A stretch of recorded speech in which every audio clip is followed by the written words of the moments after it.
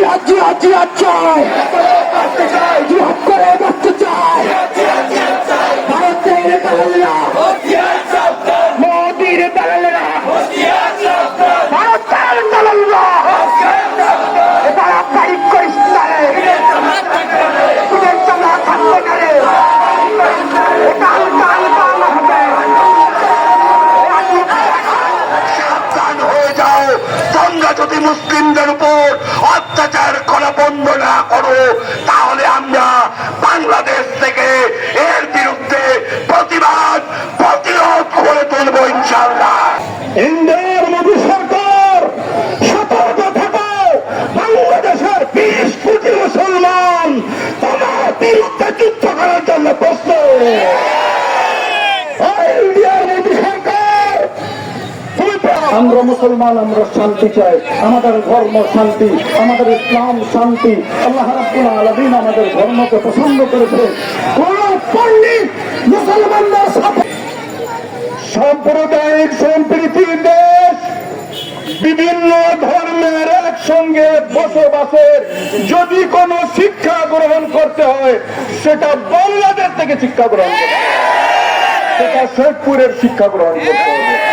আজকে আমাদের মধ্যে যদি কেউ তৃতীয় পক্ষ কারো এজেন্ডা বাস্তবায়নের জন্য শেখপুরের পরিস্থিতিকে ঘোলাটে করার যদি কেউ চেষ্টা করেন, দয়া করে এখান থেকে চলে যান।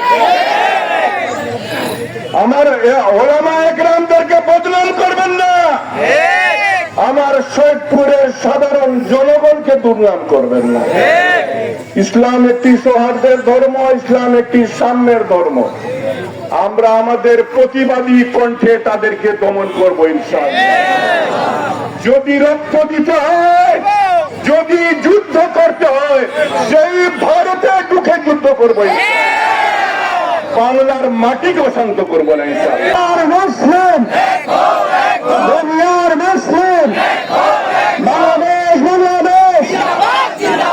কথা মনে রাখে, ভারতের মুসলমানরা যদি হিন্দু নিধন শুরু করে সারা বিশ্বের মধ্যে একটা হিন্দু খুঁজে পাওয়া যাবে না, ঠিক কিনা? আপনাদেরকে আহ্বান জানাবো, এই মুসলিম নিধন বন্ধ করে, নচেত সারা বিশ্বে একটা হিন্দু খুঁজে মুসলিম নিধন শুরু করেছে। তারা মুসলিম নিধন করে ভারতের রামরাজ্য প্রতিষ্ঠা করার স্বপ্ন দেখছে। আমি আপনাদেরকে সেই ভারতের ইতিহাসের দিকে তাকাতে বলবো। এর পূর্বে রামরাজ্য ছিল, কিন্তু যখনই মুসলমানদের উপর আক্রমণ হয়েছে, জুলুম হয়েছে, নির্যাতন হয়েছে, তখনই কিন্তু আল্লাহ রাব্বুল আলামিন ওই ভারতের মসনদে মুসলমান বাদশাদেরকে নষ্ট করে দিয়েছেন, ঠিক কিনা? তোমার গায়ে রক্তের বিন্দু থাকবে না, গায়ে থাকবে না এক ফোঁটা বিন্দু তোমার রক্ত। আমাদের মুসলমানদের আর পরীক্ষা নিও না। অতএব যা হচ্ছে বাড়াবাড়ি বন্ধ করো।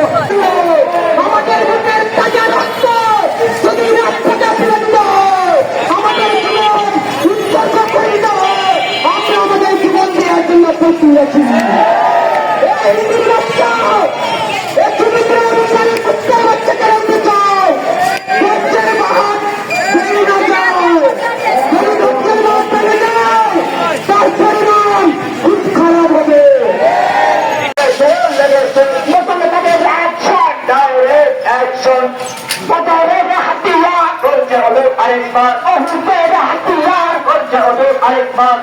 আপনারা সারা দিয়েছেন, ইনশাআল্লাহ আমাদের আলেম ওলামাদের দোয়া আপনাদের জন্য সব সময় থাকবে।